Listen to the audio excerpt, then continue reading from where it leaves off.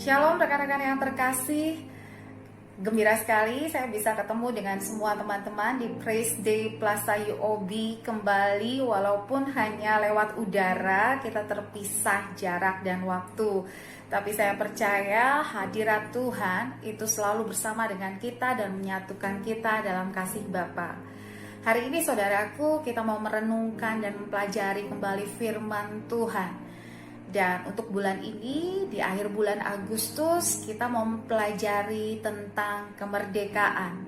Tetapi tema yang akan kita pelajari itu disajikan kepada kita dalam bentuk pertanyaan.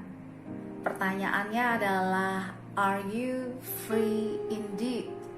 Apakah engkau sungguh-sungguh merdeka? Sebelumnya kita satukan hati, kita berdoa dulu, kita mohon Roh Kudus untuk memimpin kita. Mari kita berdoa.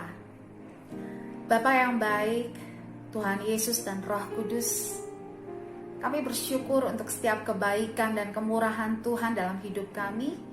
Dan kami nyatakan bahwa apapun yang terjadi dalam dunia ini, kami terus dalam pemeliharaan Tuhan yang sempurna. Hari ini Tuhan, kami rindu untuk belajar firman Tuhan. Kami rindu untuk diajar lagi oleh kebenaran.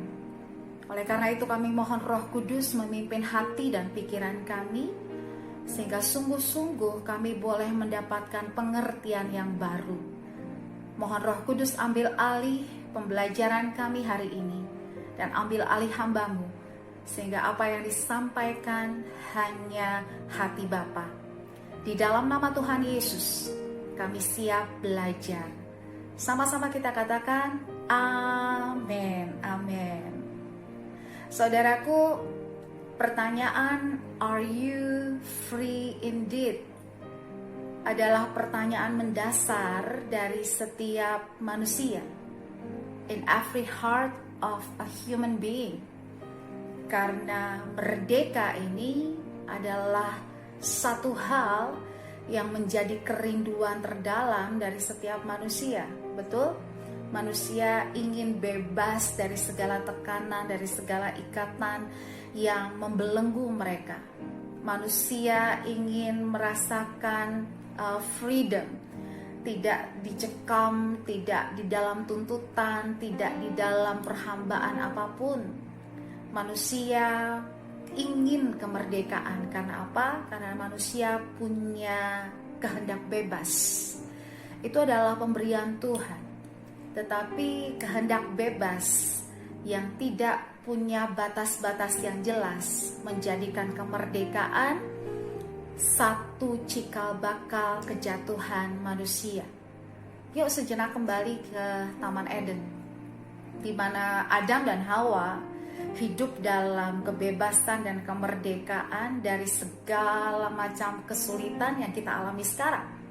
Mereka hidup bersama dengan Allah di Taman Eden yang penuh dengan keindahan. Segala kebutuhan mereka tercukupi.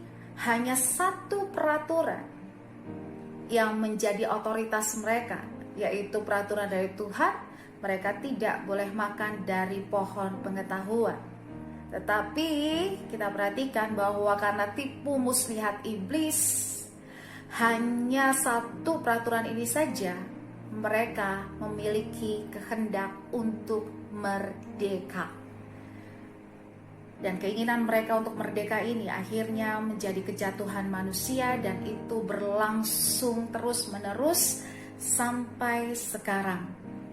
Manusia sudah mendefinisi ulang yang namanya kemerdekaan dengan menerobos batas-batas tatanan kehidupan masyarakat yang tadinya cukup kuat, dengan menggeser nilai-nilai dan norma-norma kehidupan di masyarakat.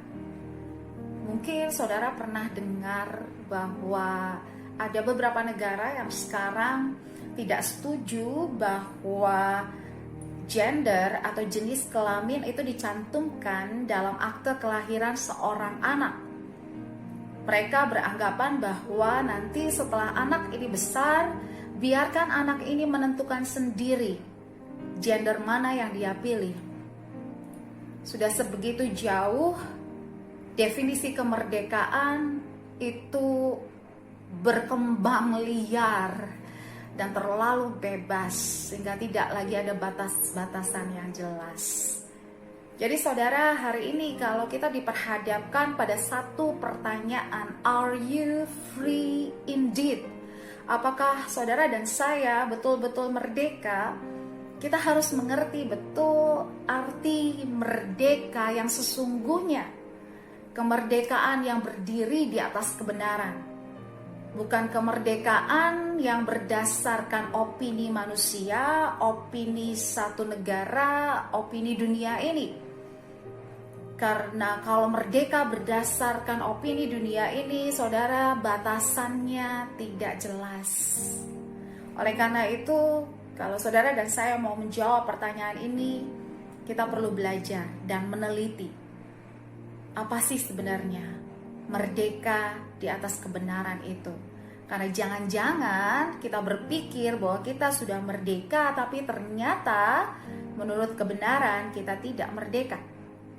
Atau kita pikir kita nggak merdeka, kita terikat, kita terkekang, tapi sesungguhnya atas dasar kebenaran kita sebenarnya sudah merdeka. Oleh karena itu, siapkan hati, kita mau belajar. Ada 3 poin yang saya ingin bagikan, yang kita akan pelajari hari ini. Yang pertama, saudaraku, merdeka itu bukan satu definisi bahwa seseorang totally free from any authorities. Tidak ada otoritas apapun yang berada di atas dia, dan dengan kehendak bebasnya sendiri dia bisa menentukan apapun untuk kehidupannya. Kita mau pelajari yuk kebenarannya di Roma 6 ayat 18. Kalau saudara bisa buka sama-sama saya, kita akan baca Roma 6 ayat yang ke-18. Saya akan bacakan untuk saudara. Kamu telah dimerdekakan dari dosa dan menjadi hamba kebenaran. Saudara, tadi saya katakan bahwa merdeka, it's not totally freedom. Di sini kita belajar bahwa kita ini dimerdekakan dari dosa, tetapi setelah itu kita menjadi hamba kebenaran. Artinya apa? Artinya merdeka adalah pilihan bebas menentukan siapa otoritas yang kita izinkan untuk memerintah kita. Kalau di sini jelas firman Tuhan berkata ada 2 otoritas, dosa dan kebenaran. Kalau saudara dimerdekakan dari dosa, berarti saudara adalah hamba kebenaran. Kalau saudara dimerdekakan dari kebenaran, berarti saudara adalah hamba dosa. Sampai sini jelas ya teman-teman, bahwa kemerdekaan itu bukan ketika kita tidak punya otoritas sama sekali di atas kita, tetapi kebebasan untuk memilih otoritas mana yang menjadi pemerintah dalam hidup kita. Di Taman Eden yang tadi saya ceritakan, ketika Allah bertemu dengan manusia yang waktu itu sudah jatuh dalam dosa, dan di situ ada si ular, si iblis, kita melihat ada otoritas-otoritas yang bertemu di sini. Yang pertama adalah otoritas ilahi, yaitu otoritas Allah, otoritas yang tertinggi. Yang kedua adalah otoritas manusia yang sebenarnya diberikan oleh Allah untuk berkuasa atas seluruh isi bumi, atas seluruh ciptaan. Tetapi karena manusia itu diperdaya oleh iblis, dibohongi bahwa kita ini diperhamba oleh satu peraturan itu, mereka memberontak kepada Allah, dan akhirnya otoritas yang dimiliki manusia, mereka dengan rela hati menyerahkannya kepada si iblis. Dan sejak saat itu sampai hari ini, 2 otoritas itu menjadi pilihan untuk setiap manusia yang ada di dunia ini. Tetapi saudara dan saya bersyukur karena darah anak domba kita sudah dimerdekakan dari dosa. Tetapi dimerdekakan dari dosa berarti kita memperhambakan diri dengan rela hati pada kebenaran. Jadi merdeka adalah pilihan. Memilih otoritas dalam hidup kita.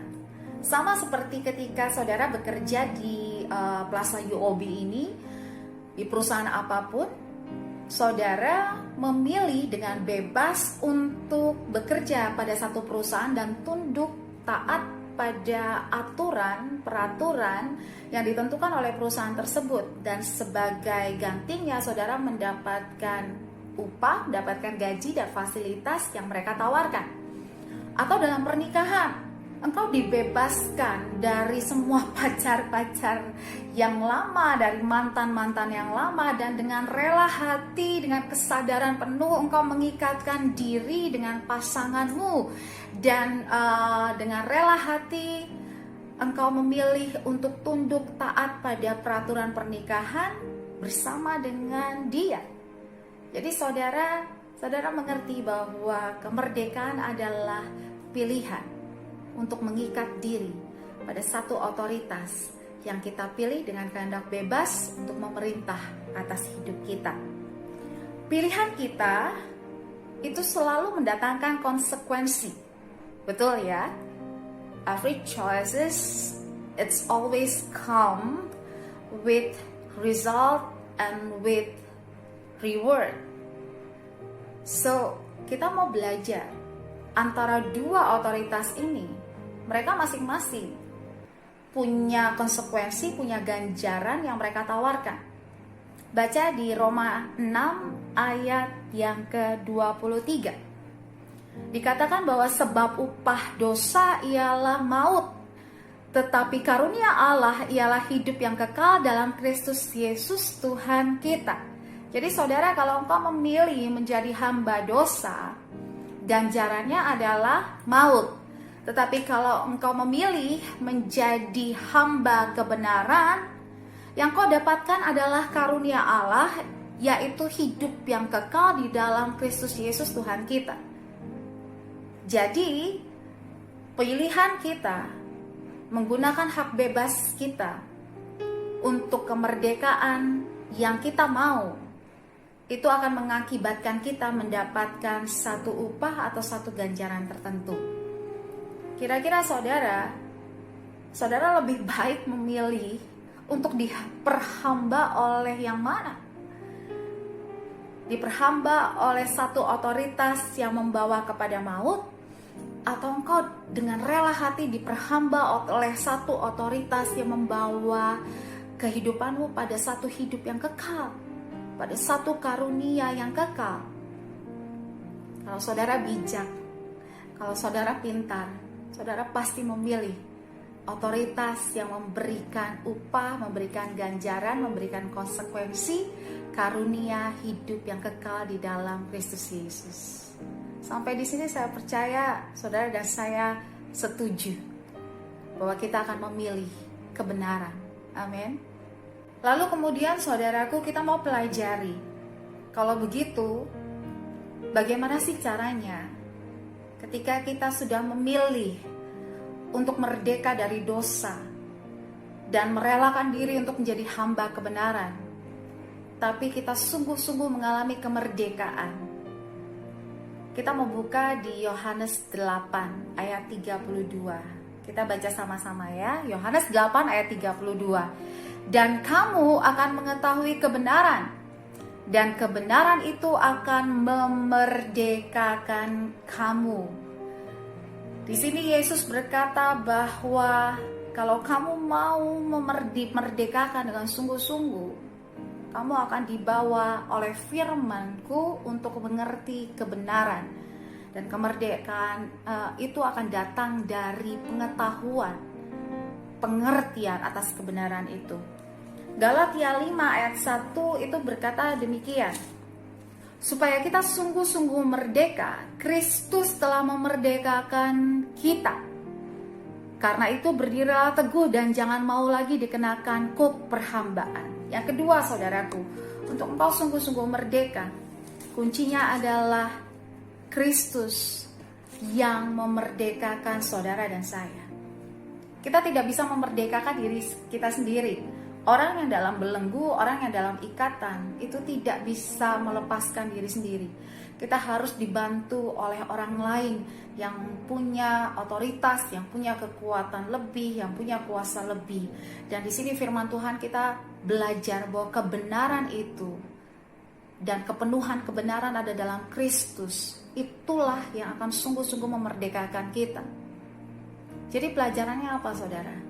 Pelajarannya adalah ketika kita betul-betul menyerahkan hidup kepada Kristus dan memilih Kristus sebagai satu-satunya otoritas yang berdiri di atas kehidupan kita, maka Yesus Kristus sang kebenaran yang penuh itu punya kuasa untuk sungguh-sungguh memerdekakan kita dan melepaskan kita dari belenggu dosa.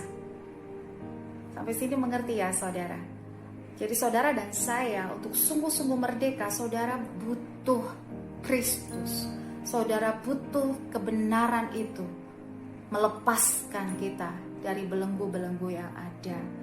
Oleh karena itu, kekristenan bukan bicara mengenai keagamaan, mengenai ritual, mengenai keharusan doa, mengenai keharusan baca firman dan sebagainya. Tetapi kekristenan bicara mengenai relationship antara kita dengan Bapa melalui Kristus dan dimeteraikan oleh Roh Kudus. Relationship itu membawa kita pada kemerdekaan. Relationship yang lebih dalam dengan Yesus itu dan merelakan Dia menjadi penuntun kita satu-satunya, Tuhan yang kita sembah satu-satunya, tidak ada yang lain. Itu yang akan betul-betul memerdekakan kita. Contohnya seperti pekerjaan kita. Ketika kita memilih di satu perusahaan, kita gak bisa meninggalkan kaki kita di perusahaan lain. Kita tidak sungguh-sungguh tunduk pada satu otoritas. Firman Tuhan berkata, orang yang mendua hati itu tidak tenang hidupnya. Jadi saudara harus mengambil keputusan untuk sungguh-sungguh memilih hanya kebenaran yang saya pegang. Di dalam pernikahan juga seperti itu. Saudara tidak bisa ada di dalam pernikahan, tunduk pada pernikahan itu, tetapi sebelah hati saudara itu masih tertinggal pada mantan. Gak bisa seperti itu. Harus ada keputusan untuk melepaskan semuanya dan dengan otoritas dari Kristus itu sendiri membebaskan kita dari hal-hal lain yang ada di dunia ini. Itu yang kedua. Lalu kemudian yang ketiga dikatakan di Galatia 5 bahwa karena itu berdirilah teguh dan jangan mau lagi dikenakan kuk perhambaan. Ini kuncinya, saudara.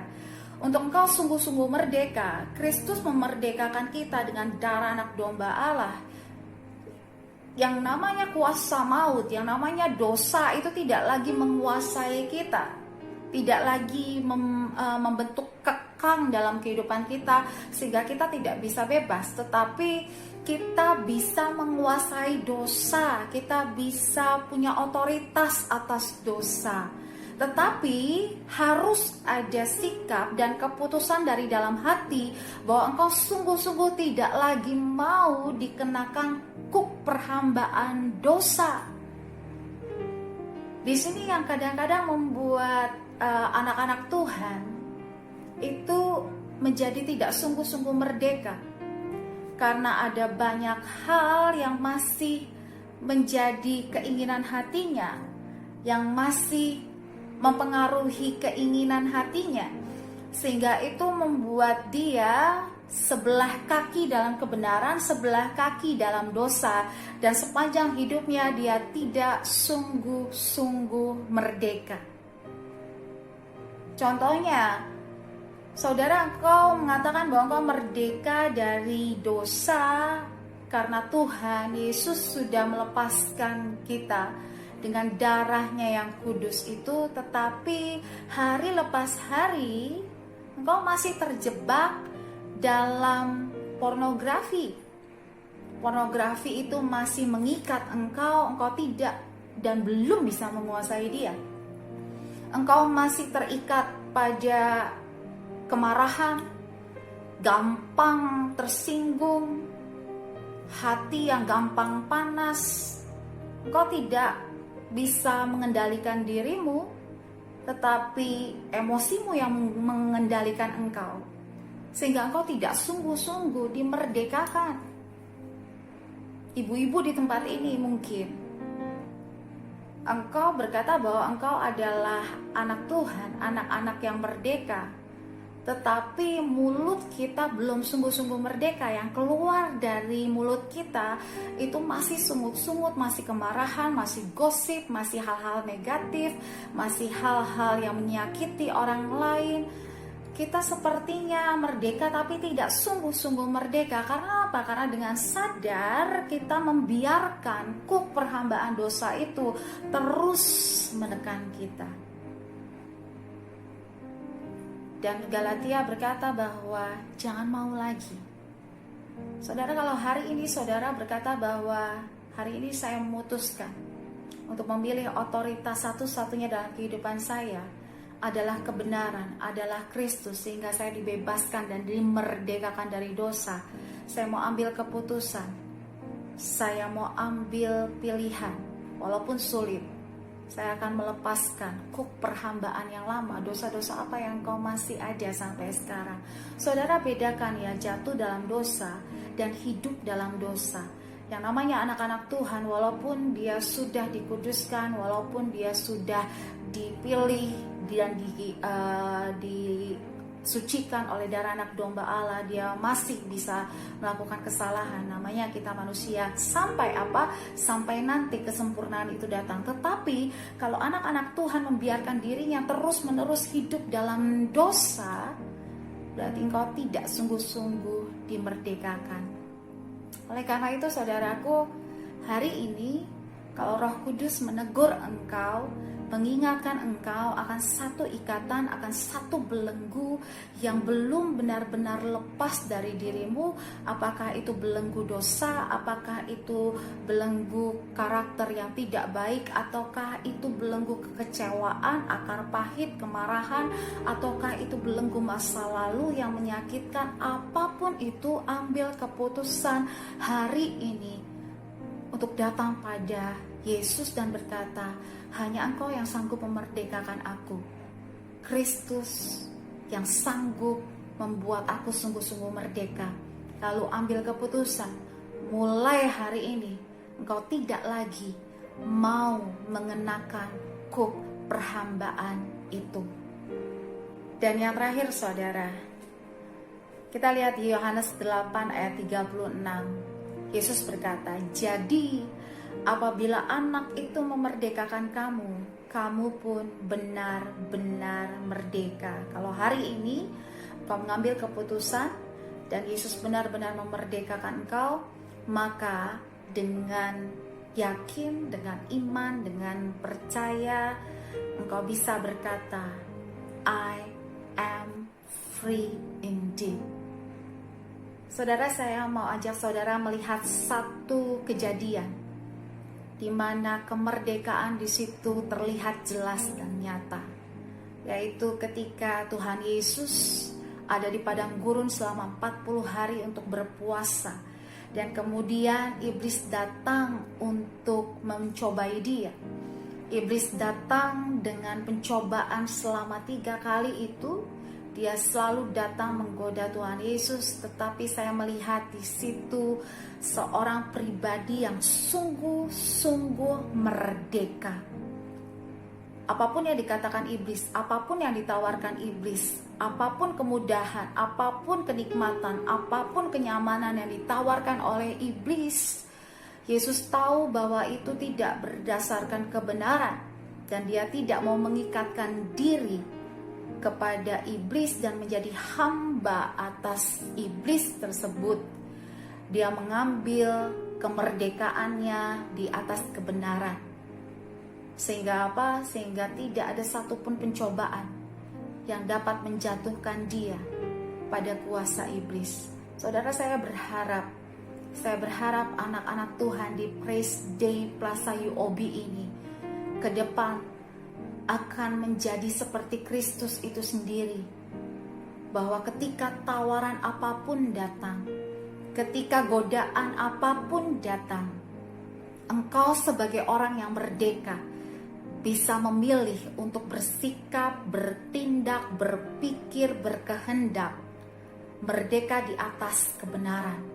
Dengan kehendak bebasmu, engkau tahu bahwa ketika engkau tunduk pada kebenaran, engkau tunduk kepada Allah, engkau akan mendapatkan karunia hidup yang kekal. Dan tidak ada lagi tuntutan maut, tidak ada lagi belenggu dosa yang sanggup menarik engkau dan menjadikan engkau hambanya. Saya berdoa bahwa engkau bisa berkata, I am free indeed. Wow, saya percaya hari ini kita semua dimerdekakan dan dibebaskan dari setiap belenggu si jahat, dan kita bisa maju terus di dalam Tuhan. Mari kita satukan hati, kita berdoa. Bapa di dalam surga, kami mengucap syukur bahwa kebenaran-Mu sungguh-sungguh memerdekakan kami. Tapi Roh Kudus, hamba terbatas dalam menyampaikan kebenaran firman-Mu yang luar biasa dahsyat. Karena itu hamba minta Roh Kudus menolong dan memimpin setiap teman-temanku di Praise Day Plaza UOB ini, sehingga hari lepas hari mereka semakin dibebaskan, dimerdekakan, dan mereka semakin menundukkan diri dalam kebenaran Tuhan.